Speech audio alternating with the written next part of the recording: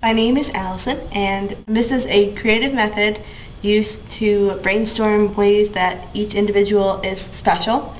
So each person gets post-it notes and for 60 seconds writes down as many as possible, and then someone sticks them up for them. And from that you are determining the ways that you are special that can actually be used practically, like in the workplace or in your life, to identify skills and attributes for future employers.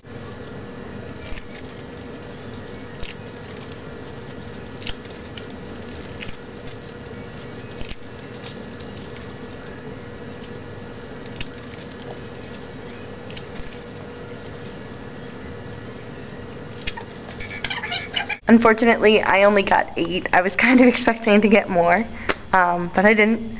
The 8 that I got were "That's what makes me special."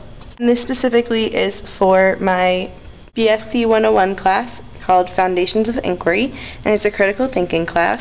And for the assignment, I had to take the minute and come up with ways that I am special without judgment, so that's why there's like touch tongue to nose on there. It's just to brainstorm. And then describe 5 of them that are actually good for the workplace and how they will help me. So that's what I'm going to do now.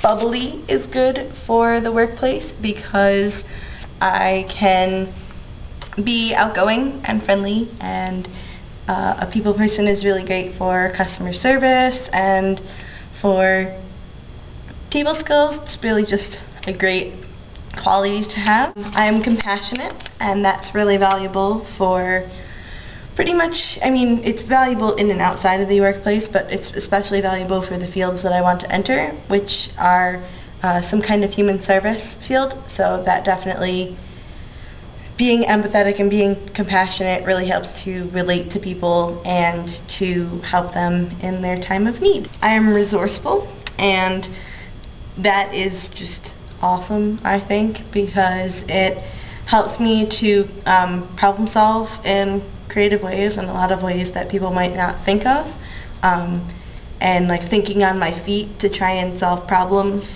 rather than like taking forever and like, oh, I don't have this tool and I know that this tool will help me get this done. So instead of trying to get that tool and spending that time, I'm good at finding some other tool that will do the job just as good. I'm extroverted, and that goes along with being bubbly, but I think it goes further than that because it means that I derive my energy from being around people. So that means that like even after a day's work, I'm not really exhausted. I've been energized from being around people, and that really was what gets me going, and it's really helpful for me.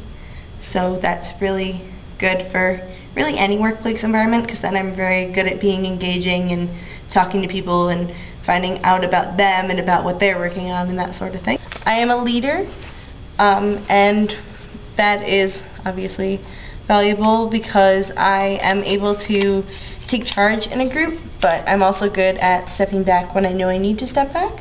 So I can look at a situation and kind of step into the leadership role and solve the problem and try and help other people, and it kind of encompasses all the other ones. You don't need to be an extrovert to be a leader, but I think you do need to be bubbly to some extent, or at least able to fake it, so that way you can like be that outgoing person who can bring everyone together. So I think that's kind of the biggest one because it kind of encompasses the others. And that's it. You should try this because it's actually really helpful, and it is also really good. So if you're feeling down, it's like a good way to be like, oh, you know what? I am special because I do this, or I am special, and especially in today's working class, like when I'm in college right now, when we get out of college, we're going to need different skills to set us apart and to be marketable, and this is a good way to identify what yours are. So I encourage you to try it or something similar. And thank you to my lovely assistant Krista, and that is it. Thank you.